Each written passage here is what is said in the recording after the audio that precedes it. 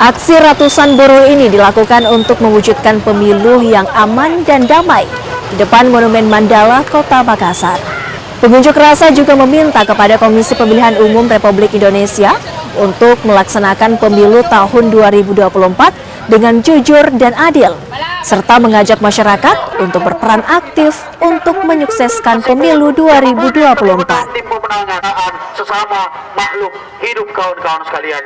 Ya, kalau tuntutan itu kita ada beberapa tuntutan. Yang pertama, paling intinya kita mau mengajak masyarakat untuk tidak golput. Tentunya dia harus memberikan hak suaranya karena ini adalah agenda 5 tahun sekali. Ke depan ini dia akan menentukan siapa yang akan menjadi pemimpinnya.